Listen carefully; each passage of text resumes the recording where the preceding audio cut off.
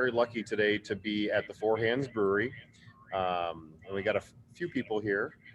Uh, and we're very lucky that Kevin Lemp, the owner of the brewery, is here. And I just wanted him to talk about his brewery a little bit, but also everything that Four Hands does in the St. Louis area, the Metro East area. And he's got something new he wants to talk about that he's doing this coming year. So with that, I'm going to turn it over to Kevin Lemp, and we're going to talk about the Four Hands Brewery. Hey everybody, thank you. Thanks for allowing me to be here to speak. So we put together a little bit of a presentation. I'm going to try and do a screen share so you guys can see it at home.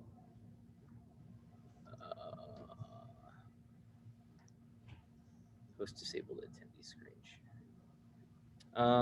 Sure. I am? Okay, great.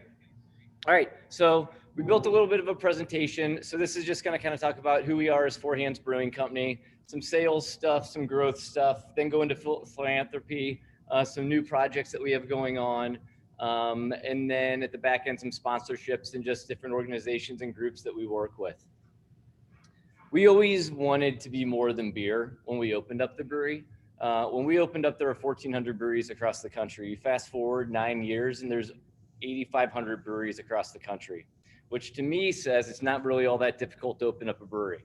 So we've always strived to think outside of that bubble, think outside the box, and really try and lay a foundation of what Four Hands Brewing Company is and what it means. We were established in 2011. 11/11/11 was our opening day. And now here we are, going to celebrate our 10 years like very shortly, which is crazy that 10 years flies like that. So first we'll just kind of go into who we are as a company, kind of some Nielsen IRI sales data. When we look at the St. Louis craft category, and this encompasses Metro East, category is up 16.4%. Four Hands is up 30.8%. Over the last decade, we've been able to build a brand to kind of be the leader from a sales standpoint in St. Louis as that number one sold brand in St. Louis.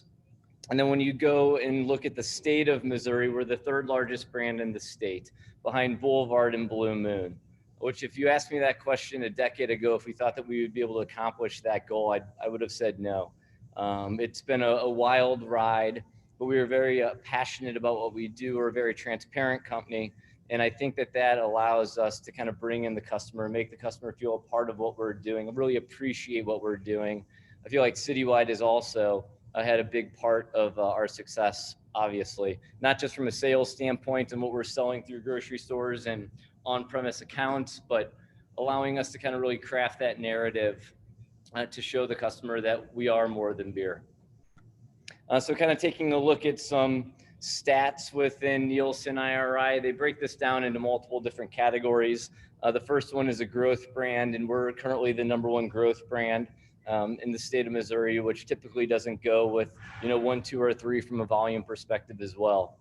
Top 20 craft brands are Incarnation IPA and Citywide Pale Ale, have 2 of those 20 spots. When you look at top 10 IPA category, our Incarnation is number 1, Divided Sky is number 5. Pale Ale category, Citywide's that number 1 selling pale ale and 40% of the category. And for every case we sell, we donate $1 to a nonprofit. And we'll get into that in a little bit. Top 10 Pilsner, Citywide Pilsner is that number 1 selling Pilsner, up 30%. And that's the same foundation as Citywide. For every case we sell, we donate $1. Top 10 Blonde Ales, our single speed is number 2. Top 10 Brown Ales, we have the number 2 in that category as well. In that stout category, our milk stout's number 1. And then in the wit, Ripple is number 3, but 38% of shock top volume, which I think is pretty impressive. So really why we're here is philanthropy, right? Like, what do we do that's above and beyond? What do we do that's more than just brewing beer? And philanthropy it's a huge part of what we do here. I went to a Jesuit high school, and my mom says the one thing that I really took away from that was meant for others, like really looking out for your community, looking out for your neighbor, giving back when you can. And Citywide has become a major platform for us. Every year we work with 4 nonprofits. $1 per case is given back. Citywide's going to turn 5 this coming April, and by that time, we'll have given back over $250,000 to local nonprofit. So this is kind of a list of all the nonprofits that we've worked with. In 2021, we'll be working with the Ronald McDonald House, which is building a new campus in St. Louis, the Forest Relief Project, Safe Connections, and Home Sweet Home. And one of the great things that we really love about this project and program is that this isn't just we cut a check and nice to meet you. This is really something that's always living and breathing. We look at this list of past recipients, and we work with a lot of these every year, year after year. Mission St. Louis is a huge partner of ours. Cardinal Glennon, we participate in their gala every year. We brew a specific beer for them year after year, and a portion of that goes back to what they're doing. It's also selfish, right? I mean, as we're giving and as we're helping, we have an opportunity to interact with really some beautiful nonprofits throughout the state and city, which is rewarding for us also. I mean, we roll up our sleeves when Kids Vision, when that, it's pretty much a food truck that fits children for eyeglasses. And when they're doing that and they're going from school to school, we're there helping. International Institute, we worked really closely with. LaSalle Park is our neighborhood that we help form a nonprofit with. It's just super rewarding for us. There's a nonprofit that we worked with that had all of the before and after school programs for all the city schools. And we went to their facility, which isn't too far away. We went in and we had a day, we played with the kids. We realized immediately that the donation that we were going to be able to give back to them was going to pay for their meal program for the year. We also noticed that their library really wasn't much of a library, right? It honestly had about 8 books. So we decided, outside of just giving a check, what else can we do? So we had a book drive. If you brought in a book, you got a pint of beer. And we were able to collect like hundreds of books through that drive. And then we realized, well, they don't have any place to put the books. So our head brewer built 8 bookshelves. So we were able to line this whole room, which was a library that had about 8 books and now has hundreds of books. So we don't want to just stop it. For every case we sell, we donate $1. We're really trying to look outside of that and figure out what else can we do to make sure that these nonprofits are successful. The first nonprofit that we worked with was Big Brothers Big Sisters, and they're an amazing nonprofit. We also realized pretty immediately that Big Brothers Big Sisters really doesn't need our $10,000, and they really don't need the spotlight that we can provide some of these smaller nonprofits. So now when we're looking and we're working with nonprofits for future years, we're really looking at like what's the largest benefit that we can give. And if that check is around $10,000, who really needs that $10,000? And who maybe needs the kind of activation that we can, put at all of the grocery stores on displays through social media to put a little bit of a spotlight on that nonprofit so that they benefit down the road from maybe just a little extra attention. This is the project that's near and dear to our heart. This is the project that gives us goosebumps. This is the project that we really spend the most amount of time on. And we're super proud of. So largest philanthropic aspect of our brewery is citywide. Last year, we also did a project called Beer for Good, which was a collaboration with Major Brands, who's our local wholesaler, Urban Chestnut, which is one of our local friendly brewery partners, ourselves. And what happened was Major Brands had a barrel of Maker's Mark whiskey. We took that barrel, we filled half of that barrel with our Madagascar Imperial Stout. Urban Chestnut came in and filled the other half with this big barley wine. We aged it for a year. We raised $75,000 in a night through 500 milliliter bottles of beer. So it was $100 per bottle. We were able to collect all that money and then donate that back to Mission St. Louis. Hand sanitizer, that's kind of innovation, but it's also just us looking out for the community. COVID hit. We got a phone call from City Hall saying we can't get any hand sanitizer. Can you guys make us hand sanitizer? We said, yeah, we can. We just figured out how to do it. We just got all the FDA information. We can press play. We can't get the jugs. So City Hall used, their muscle, and we're able to get a whole bunch of 1-gallon jugs. We came back here. We produced, I think at the first order is like 350 gallons of hand sanitizer. We gave that to City Hall to make sure that all first responders were safe during the start of the pandemic when City Hall couldn't even get hand sanitizer. And then with that, we packaged a little over 3,000 2-ounce bottles and just put a post out and said, hey, if you need hand sanitizer, be safe, come to the brewery and just pick it up. No purchase necessary. We're here for you. Just make sure that you're being safe. The newest project that we actually haven't even announced yet, but that we're also super excited about is a new brand that we're launching in May of next year called Statewide. And it's a partnership with the Veterans Community Project, which is it's a nationwide organization. The Missouri chapter is based in Kansas City. They're opening up a St. Louis campus in May of next year. And really what it is, it's a tiny home project for veterans. And they're building that in North City right now, or starting in Q1, Q2 of next year. And so Statewide is going to be a slightly hazy version of our Citywide, and it's going to be the same program. But instead of working with 4 nonprofits throughout that year, we're going to focus all of our energy on the Veterans Community Project. And for every case we sell, we're going to donate $1 to them. It's $35,000 to kind of be able to name one of the cabins. So our goal is to raise $35,000 throughout next year through this project so that we can have, some sort of 4 Hands cabin over on their campus, which I think would be kind of fun. But it's just now we're trying to kind of reach out throughout the state, not just in St. Louis, and just find good partners to work with. So that's really kind of the crux of what we're doing from like a top level philanthropy. Innovation, now we're also a distillery, so we have 1220 Spirits, which has been a lot of fun. Line of canned cocktails. We've got a new brand called Punch 5 Libations, which is giving you the opportunity to have a craft cocktail at home without having to buy all the ingredients. And then some collaborations that we've done, and really just kind of highlighting some of those bottom ones with Cardinal Glennon and that Heart and Soul project, Tower Groves Farmers Market, the 9 Network PBS. Every year we participate in their telethon. And if you pledge $100 at their telethon, you have an opportunity to come here to the brewery, and we create a very specific beer, and you're hands-on and a part of that project. Promo St. Louis, Sump Coffee, Schnucks, we've done a bunch of stuff with, Strange Donuts. But we like to work with like-minded partners. So, yeah. All right. That's what I've got. Well, awesome. Well, Kevin, thank you so much. Now we just probably want to open it up for any questions that anybody might have for Kevin about the beer, about the brewery, the philanthropy, anything you guys might have. Kevin, I got a quick one. Where did the name come from? Oh, wait. When you say hazy version of your PLL, is that a real term, or are you just? Yeah, so hazy is, so the question was with statewide, how's it going to be different than citywide with the hazy?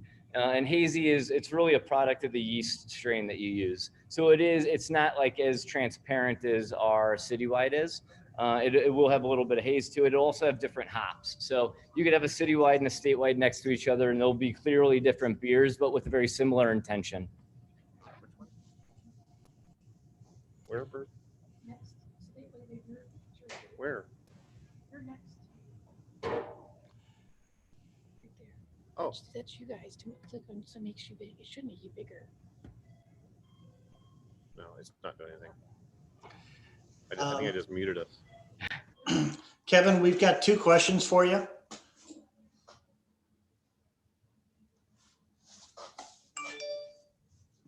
Dave, I think you're muted. All right, now we're ready. Okay, we got 2 questions for you. One, where did the name 4 Hands come from? And is 4 Hands coming to Edwardsville? So 4 Hands is at Edwardsville. Yep. And the 4 Hands represents my family. So my last name is Lemp. Lemp Brewery before Prohibition was the largest brewery in the country, located about a mile away from here, adjacent to Anheuser-Busch. I'm not related to that Lemp family, but the 4 Hands represents myself, my wife, our 8th grader Rowan, and our 4th grader Fisher.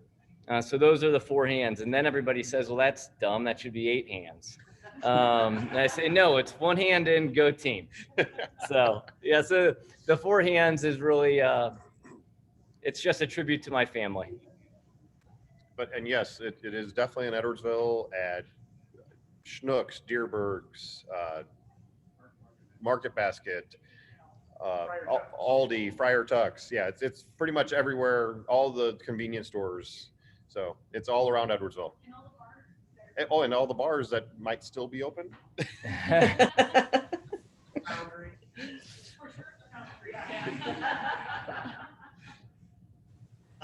There was a rumor that Four Hands might be opening in the old Staley Cartage building in Edwardsville.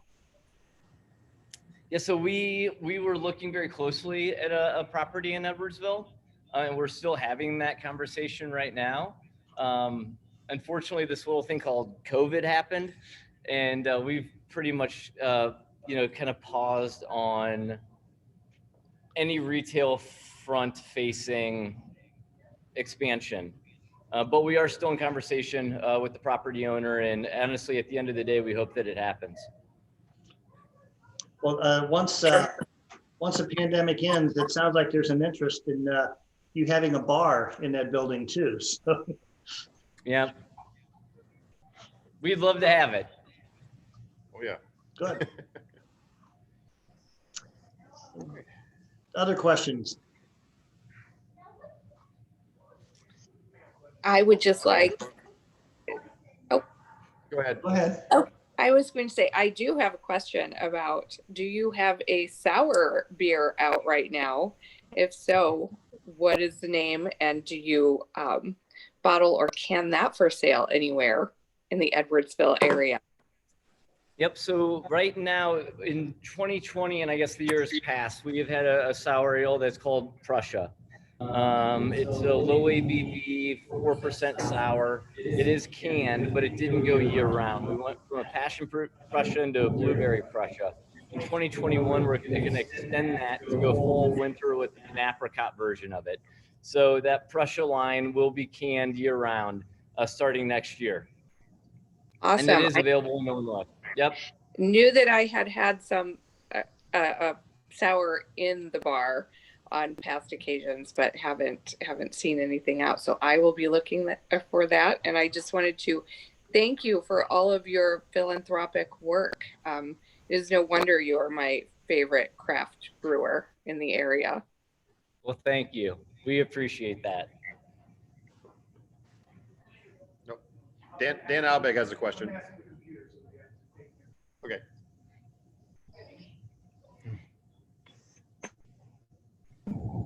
Okay, so my question is, I have a lot of friends, family, and things.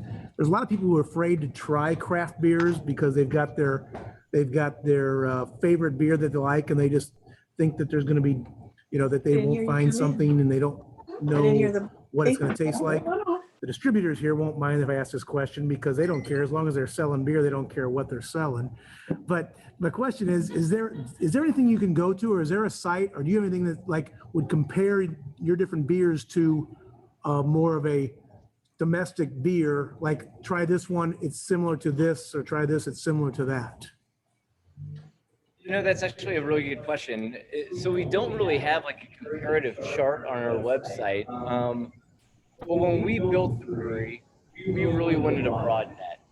My background's Gallo Winery. And so Gallo Winery is really it's the AB of wine. And I sold everything from Bartles and James and Boone's Farm to $300 bottles of wine to gin and brandy. And when we opened up the brewery, we wanted to kind of have something similar to that. So we have Full Life, which is a lager, which is really reminiscent of, just that traditional micro lager. We have Ripple, which is a wood ale, and then we go from Incarnation, which is a more full flavored IPA, all the way up to Madagascar, which is a $28 bottle of beer that spends over a year in bourbon barrels. So our goal really is to provide a beer portfolio that can speak to anybody during any given time. And now really what our goal is to provide the customer with an interesting drinking experience, no matter what they like at any given time. I've realized that I'm passionate about putting liquid in can. And so we have a brewery, we have a distillery. In 2021, we're going to be launching a non-alcoholic line. We have a bourbon brand that we'll be releasing also in April of next year. So we're really trying to provide kind of this umbrella brand that whether you like beer or spirit or you don't drink at all, we could have something, you know, underneath our umbrella to provide that customer.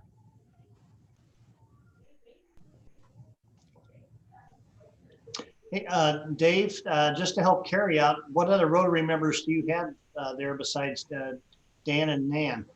We got Gina and Dan and Ann Savoski. Cool. Okay. It's the quietest I've heard Gina be in a long time. It's the quietest he's heard you in a long time. He must be drinking. So, anything else? We actually thought we'd see you over here today, Mark. I had plans on coming, but sometimes life gets in the way. I'd much rather be there. Oh yeah. Well, the party starts now. Well, I got a CEO board meeting at 3:30 and a Rotary board meeting tonight. I don't know what kind of shape I'd be in then.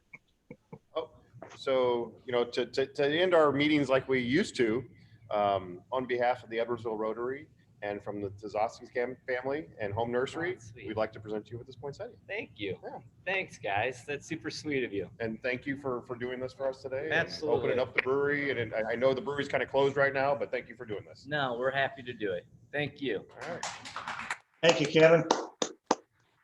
Thank you, David. Okay, next, our next meeting is January 7th. So we've got a couple of weeks off here. And Bob Bertles will have the program. Dennis McCracken, you had the invocation. And has anybody, I've been trying to get a hold of Jim Couch and been unsuccessful. If anybody can reach out to him, if you would ask him to give me a call or an email or something. And we have a board Zoom meeting tonight at 7 o'clock. And before we go to our breakout rooms and do the 4-way test, I'd like to thank everybody for all their efforts in the citrus. During these times, it was great to see everybody step up and do their part. That was pretty awesome. And I'd like to wish everybody a very Merry Christmas and a Happy New Year. I'm looking forward to getting back together as soon as we can. So with that in mind, Masanda, can you set us up for the 4-way test?